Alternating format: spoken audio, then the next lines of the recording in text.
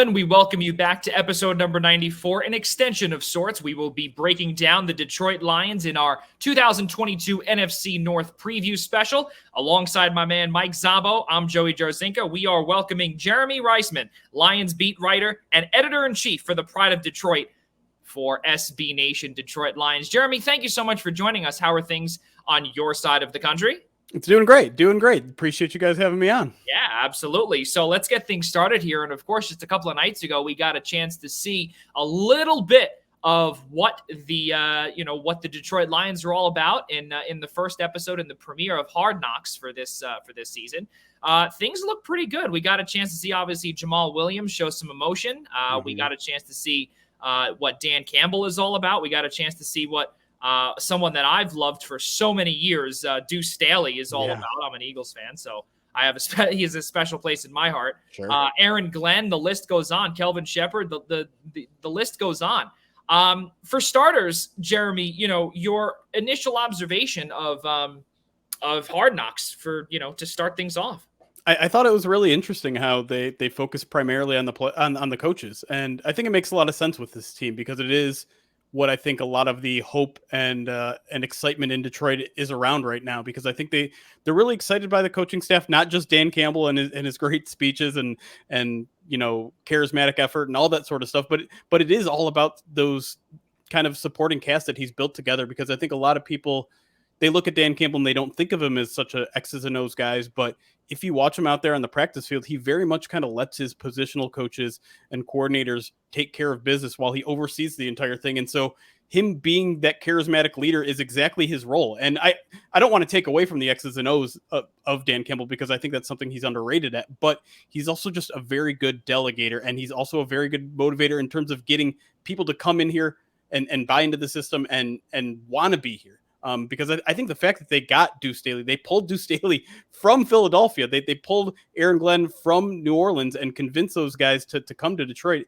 In it of itself, I think speaks a lot. And you can tell from Hard Knocks, like the culture is just, it's so good right now where everyone is very happy and excited and getting along together. Yeah, and you know what? And it was very telling also when Aaron Glenn did say in that one, I believe it was when they had when they were in pads and everything like that. Mm-hmm. And Aaron Glenn was, I believe it was saying to Deshaun Elliott, he was saying, yeah, we got a long ways to go. Yeah. But, again, we've got a long ways to go. They had a grand total of 3 wins last year.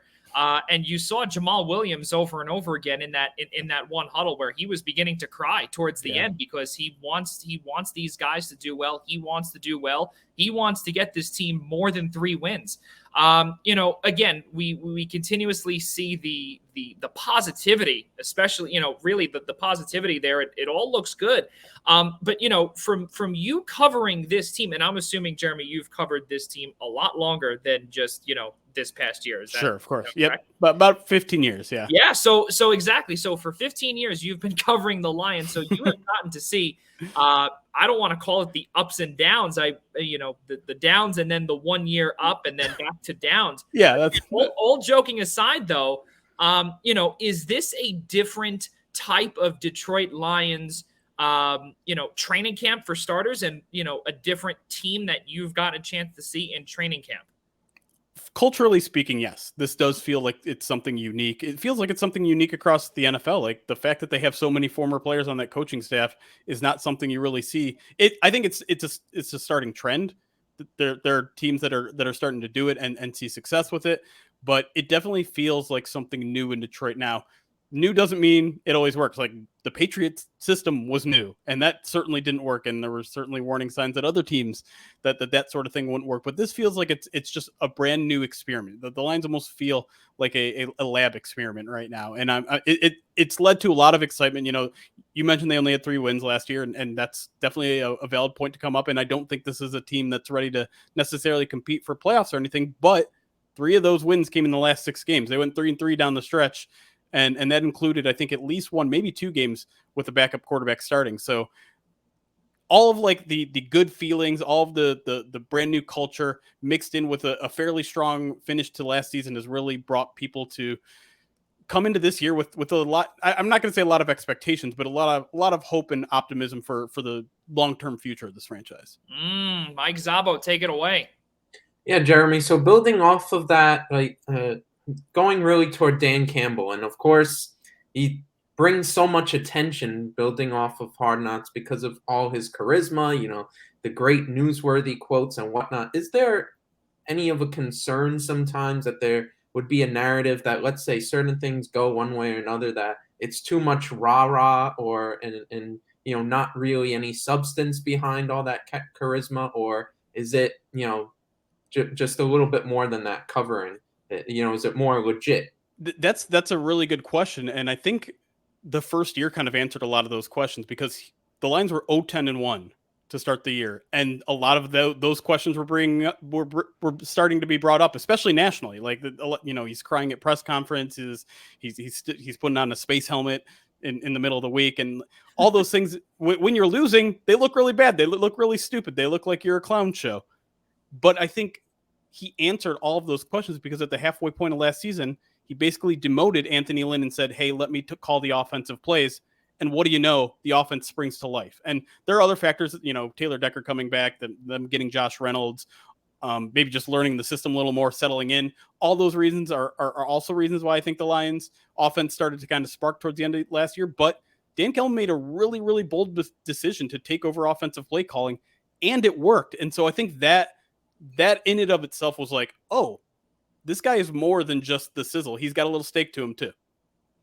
Yeah, and just to follow up on Mike's point, because I know Mike obviously has the Aiden Hutchinson perspective in a few short moments, but Amon-Ra St. Brown, speaking of rah-rah that Mike was talking about, the emergence as the new number one wide receiver, this is, I guess we can just say it straight up, Jeremy, is Amon-Ra St. Brown was this a flash in the pan back in 2021, or do you see this man potentially having wide receiver one potential? I mean, if we're talking fantasy, maybe not. But I mean, obviously the addition of DJ Chark and Jameson Williams, once he gets ready, like, he's going to be down, I guess it depends. Like, it depends on what you consider a wide receiver one. Like, Jameson Williams is going to be the stereotypical, the prototypical wide receiver one for this team when he's healthy. Yeah. Amon-Ra will remain in the slot, but no, I don't think that was a flash in the pan season, or really 6 games at the end of the last season.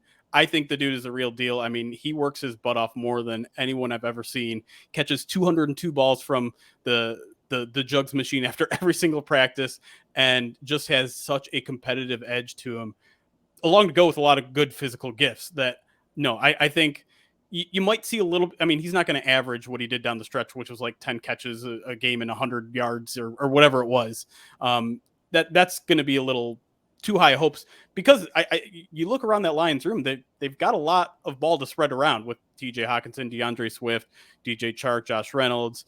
There's just so many options that I don't think that pace that he finished with is capable of carrying for an entire year. But he's not going to die down either. He's going to be a weapon. He was someone that was not only a heavy target, but he was just someone that they built the offense around. So the Lions like to use him as much as a decoy, and it works because he's such a talented player. So he's going to free up opportunities for other people, and I think other people are going to free up plenty of opportunities for him too. Yeah, Mike, go ahead. Yeah, so on the defensive side of the ball, of course, the Lions making the big pick at number 2, shockingly, Hutchinson didn't go number 1. The Detroit gets the chance to draft the hometown kid and hopefully add some spark to the pass rush. What's the vibe sort of like from him and his early development in training camp, and how much expectation could there be on what his impact would be like in his rookie year? I would say it probably is he's living up to expectations for a rookie.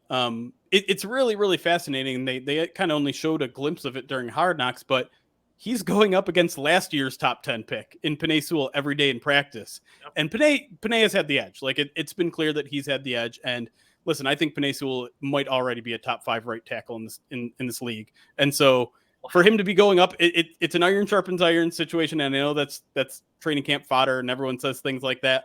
But it really is a good learning lesson for Aiden Hutchinson. And you can see him starting to get a little bit better and a little bit better every week in training camp. And so I think by the time the season rolls around, or maybe a month or two in, you're really going to see him kind of flash that top 5 pick potential. But it's going to take a little bit of time, because, I mean, like every rookie, there's a learning curve in. Aiden Hutchinson, again, like another one of those Dan Campbell guys who just has an incredible work ethic, is not going to give up on a single play. So he's going to get there. It's just a matter of when. Yeah, and something else too. Obviously, Jeremy. Well, I watched it last night, but just a couple of nights ago with Hard Knocks, we saw that. We got a chance to see his sisters, his mother, all of the where HBO was on site at his house, and really just telling about his father, and everything with Michigan.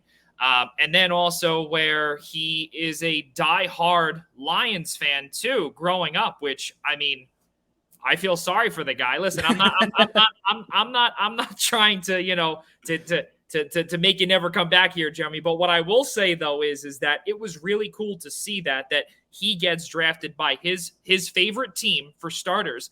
But I also found something really telling too when there was one mistake that he had made in Hard Knocks, and I believe you and I are on the same page here. We remember exactly what play that was, where he pretty much fell. He was away from when I believe Penei Sewell had pretty much pushed him all the way over. And I believe it was Dan Campbell that said he'll never make that mistake again. And if he does, maybe one more time, but it will now be forever. He will now remember not to do that again. It just shows also what type of player he is as well. Would you like to elaborate on that? Yeah, no, a very cerebral player. And that's again, the kind of thing we saw on the first few days of camp. The first day of pads, they put him on, and the offensive line just wipes out the entire defensive line, including Penei Sewell. Like his one-on-one reps with Penei, nothing even close. And then you see him come back the next day.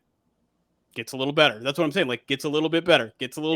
Memory logs those mistakes and comes back and tries something new the next day. And the Lions are going to have a lot of neat opportunities for him in preseason. Obviously just your normal 3 preseason games, but they're going up against they have a set of joint practices with the Colts next week. So he'll continue to learn, continue to log those memories and hopefully learn from them. And when you're going up against so many different tackles, you're going to log so many different memories, because going up against Penei Sewell every day can not only be a little demoralizing, I'm sure, for someone like him, but you're also kind of going against a guy who has the same kind of moves and maybe not as much of a range as other guys. Like Penei Sewell's kind of a short, fast guy.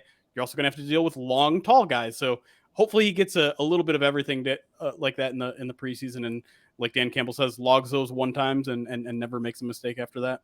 Yeah, and also, something else that he kept saying too, Dan Campbell, that is pursuit and tackling. Pads early. That was something else too that really caught my eye, Jeremy, was that, it almost looked like to me in Hard Knocks yesterday that he was almost trying to really much, let me rephrase that, he was trying to get these guys to buy into what he was doing. And the reason why also was because, again, how many times in the first week of training camp have we seen pads go on full practice? Like that was something very telling to me also. But, and then after everything was said and done, he was still trying to get the guys to buy in. And, now I guess we can go towards Jamal Williams, where it seems as if, and Dan Campbell even said it too, I'm not worried about you, I'm worried about the other guys. Right. What was your take there with the pads early on? Yeah, no, that's a really good question. And I thought that scene was very revealing of the kind of person Dan Campbell was, because it was the first day of padded practice, and it wasn't just at padded practice. It was, they opened with live tackling. That was their first drill that they did, is one-on-one full on tackling, which is a little bit more rare. Like a lot of teams will throw on the pads around the time the Lions did, but not a lot will go full tackling. And to me, the coolest part about that scene was like, Dan was almost like, you saw Jamal Williams break down and cry. Dan was right on the verge there too, because he was like, I know a lot of you guys are looking at me crazy. A lot of you guys think I'm a psycho, especially the young guys, but I'm doing this for you. And he's on the verge of tears. Like, you are the guys I'm thinking about. This isn't about me winning games. This isn't about the franchise, being who they are. This is at the heart of what I'm doing here is for you, because if you're going to be healthy and playing at your best and not waiting until week 8 or 9 until we're fully acclimated to this full tackling, full contact stuff, you're going to get hurt, We're going to lose football games. You're going to lose money. Like, all of this thing is for you. And that might sound like lip service from a coach. That might just sound like someone who's trying to win guys over. But if you've been around Dan Campbell long enough, you know that is heartfelt. You know, basically everything that comes out of that man's mouth is him at his most authentic self. And that's the best adjective I can use to describe Dan Campbell, is authentic. He is never not his authentic self, sometimes to a fault, especially when he's in front of a podium. He'll say something that might not be as clean cut as some coaches would like to be. And sometimes he's maybe a little more revealing than he should be, but he's always his authentic self.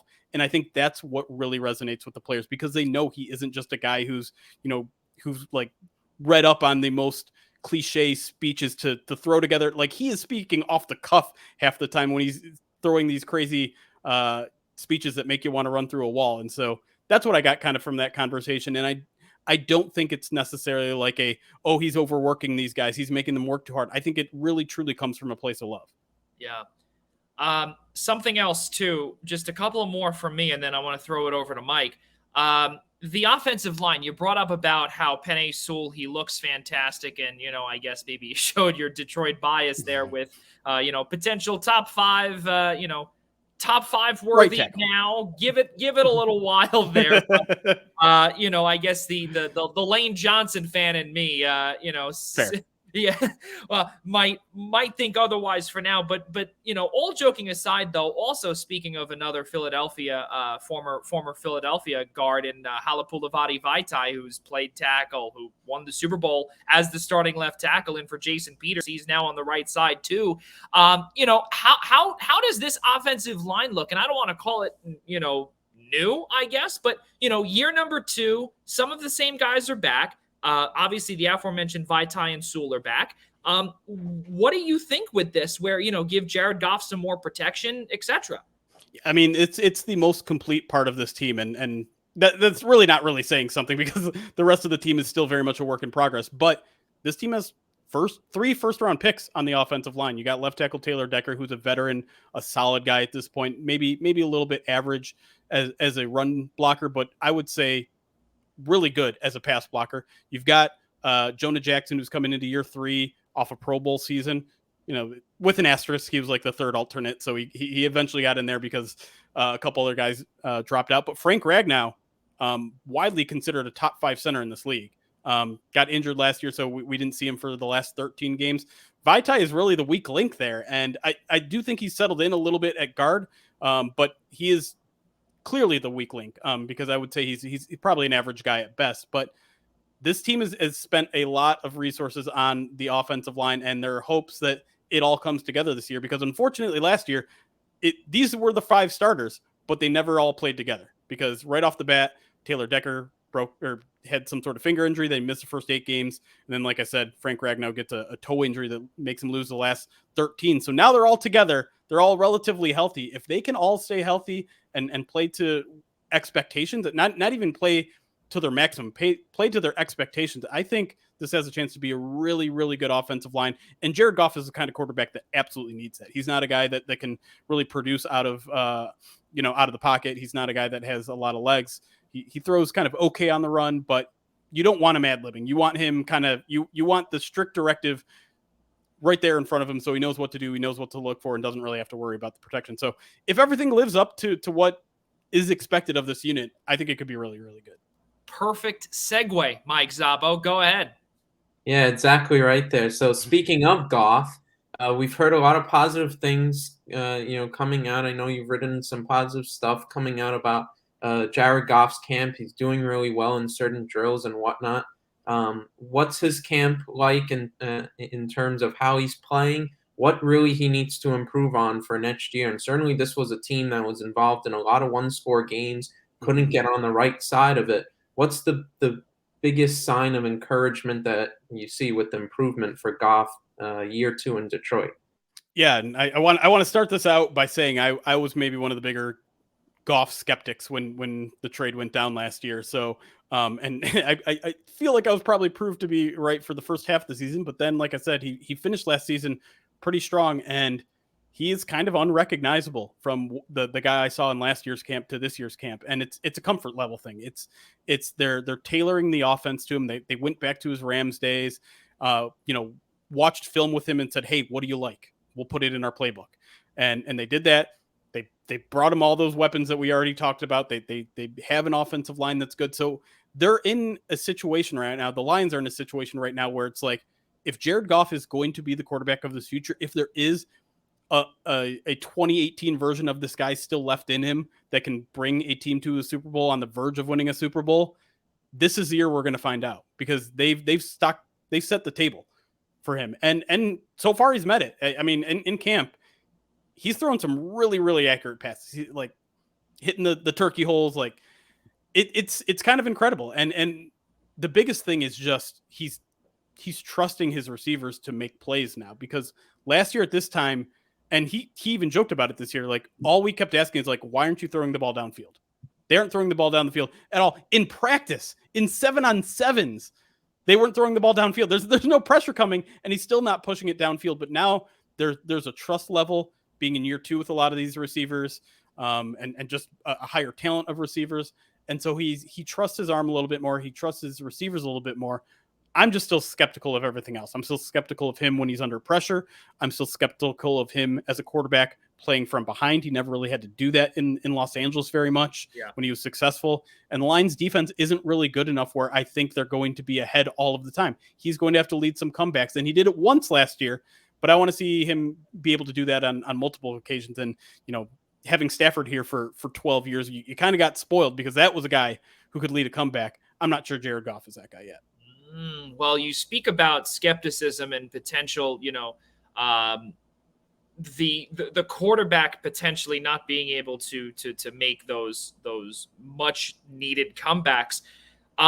Jeremy, in your day 11, because I did a lot of reading on a lot of your stuff from Pride of Detroit, and one of your observations on day 11 was wide receivers continue dominance over the defensive backs. Yeah. Now, to me, when I read something like that, that's very telling that there's a lot of problems in the defensive backfield. Again, that is, and really ever since Darius Slay has left, since we'll get to that in a second. Again, I'm not trying to poke the bear or anything like that, but no worries. That's very telling. The wide receivers, if they're dominating these defensive backs, that's scary for the beginning of the season. Let's hear. Well, yeah, I mean, I feel like any training camp report, right, is kind of that double-edged sword, because if one unit is playing well, that means the other unit isn't. But I mean, there are so many questions in the Lions secondary that you'd be right to have some skepticism going in, because really your number one corner right now is Amani Oruwari, a 5th-round pick who, to his credit, like played a lot better towards the end of last season, but I'm not sure he's best served as a number 1. He's probably best served as a number 2. I don't think he's a shut down your number 1 receiver type of guy. Yeah. And then the number 2 job is either going to Jeff Okudah, fresh off an Achilles tear last year, and he's former 3rd overall pick, but just hasn't had the opportunity to shine. He was dealing with a groin injury his rookie year and only played about 8 or 9 games. Played a half of a game last year, so relying on a guy coming off an Achilles, one of the toughest injuries in the NFL, alone is pretty scary, let alone a guy that with very little experience. And he's fighting against Will Harris, a converted safety who is playing cornerback full-time for the first time. And so those are your starting cornerbacks. Your starting nickel right now is last year's undrafted rookie, AJ Parker, who played pretty well, but he's an undrafted rookie for a reason. And then your safety room is decent. Like I would say Tracy Walker is an underrated player. Chose to re-sign in Detroit this year to a fairly large deal. And then Deshaun Elliott is a guy coming from the Ravens who his biggest question is health. He hasn't been able to stay healthy. But when he's been healthy enough, he's been actually a really, really solid player. So, and that's the best they have if no injuries happen. And so I think that tell you, like, if there's that many questions with your starters, the depth is even more of a question. So yeah, the secondary is a big concern, and I'm very eager to see what they're going to look like once the preseason starts against some other sets of receivers. But yeah, I would say it's one of the bigger concerns, and really the defense overall with this Lions team. Now, obviously, and they got a fantastic piece in Aiden Hutchinson, but they obviously, thankfully, they do have Michael Brockers there as well. So again, 2 out of 4 on the defensive line, not bad, but again, 50% is not a passing grade. It looks pretty good. Is there an X factor that you maybe have spotted that could be an X factor later on in the season? I think it's Charles Harris. Former first-round pick, just did not connect with his previous teams. I think he was in Atlanta and Miami. But last year was kind of a breakout year for him. 7.5 sacks, I think, is nothing to really scoff at. And if you look at the talent he had around him at the time, there wasn't an Aiden Hutchinson on the other side. There wasn't really anyone anywhere else. The Lions were bereft of talent.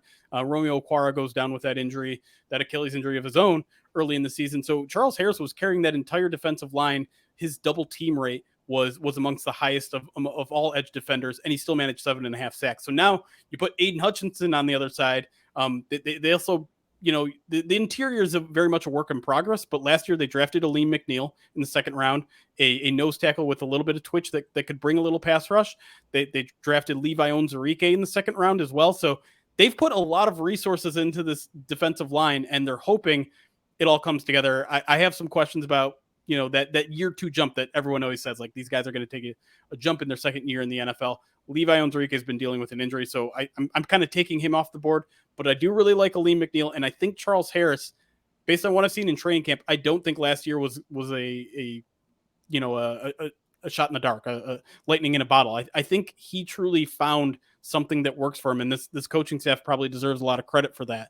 I think he could surprise a lot of people this year. Jameson Williams, obviously he's still out with that ACL tear that he suffered in the national championship game with Bama.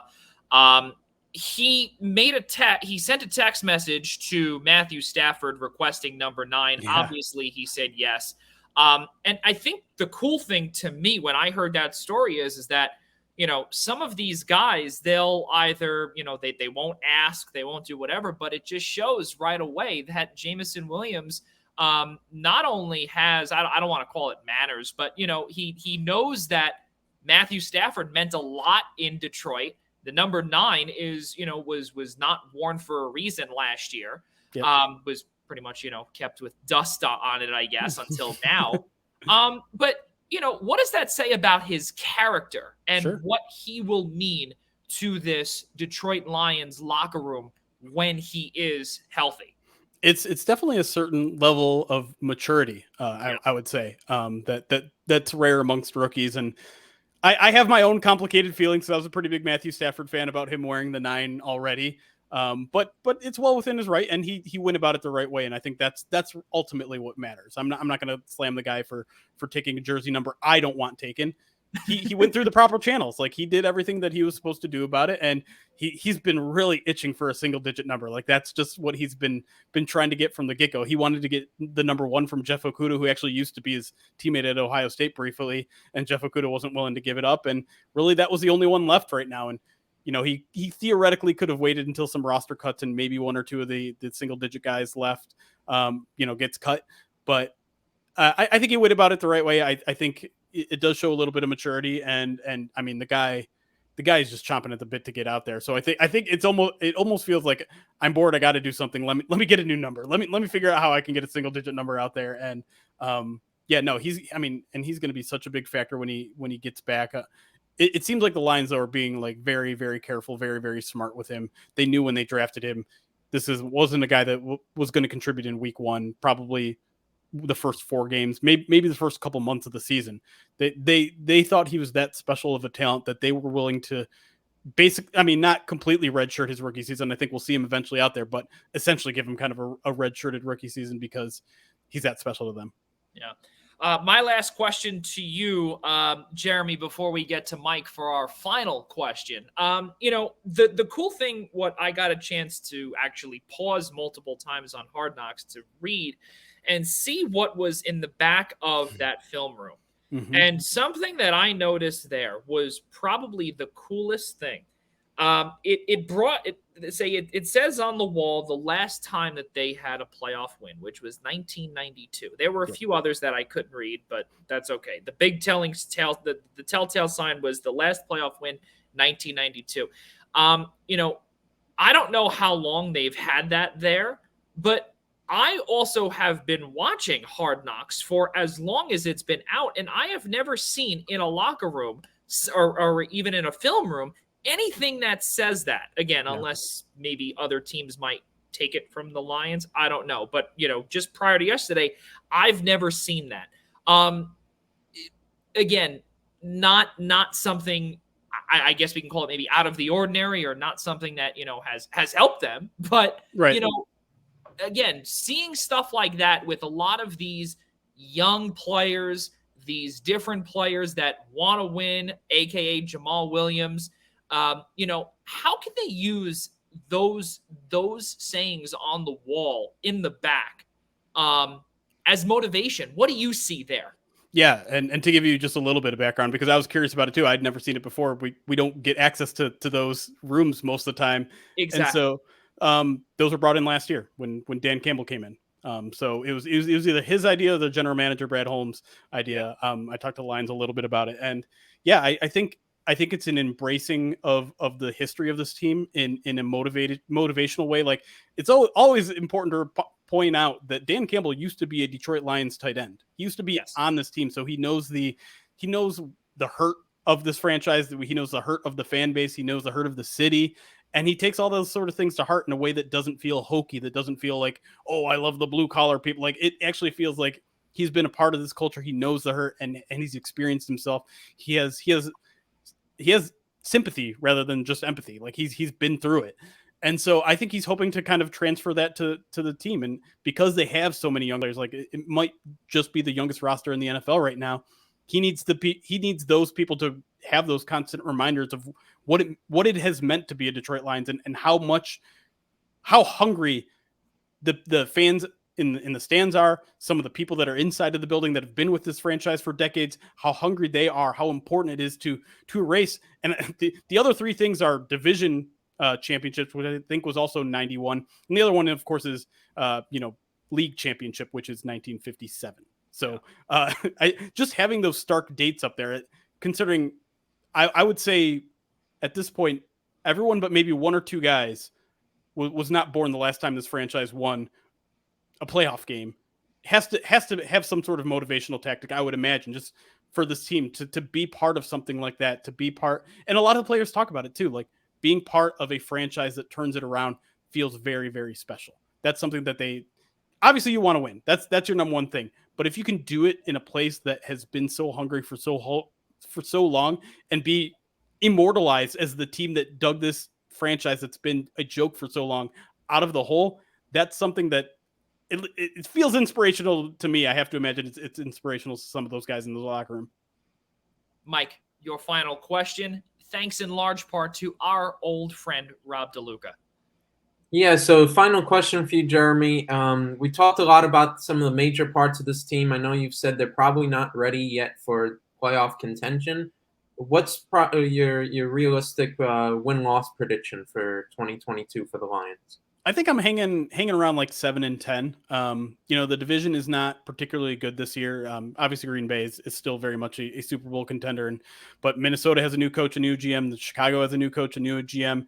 And if you look at some of the statistics of strength of schedule, and maybe strength of schedule isn't really a good measure before the season as much as it is after the season, but it's not that tough of a schedule. They really have an opportunity, I think, to pull out some games. And the fact that they finished so strong last year, the fact that they had a poor record in close games, a statistic that tends to even out after time. If they can turn some of those losses and maybe not lose on a 66-yard field goal that goes off the crossbar and things like that, well, then maybe 6 feels almost too modest, because I feel like last year's team could have won 6 games if things bounced in the right directions. And they're undoubtedly a more talented team. They're more comfortable in their own skin this year. So I think 7 wins, even though that's a 4-game jump, a 4-win jump, 3.5 if you count a tie as a half win, that feels like not only a realistic, but almost like an expectation for this team, I would say. Well, That is pretty good. And I can tell you this, Jeremy, week number 1, you and I are not friends, but that is okay. We will still gladly look to have you on, hopefully during football season. We can't wait. It should be tons of fun. Jeremy, ladies and gentlemen, Jeremy Reisman, Lions beat writer and editor-in-chief for the Pride of Detroit for SB Nation, covering the Detroit Lions. Jeremy, thank you so much for joining us here this evening. No problem. It's a pleasure. All right, ladies and gentlemen, we will see you all on Monday for episode number 95.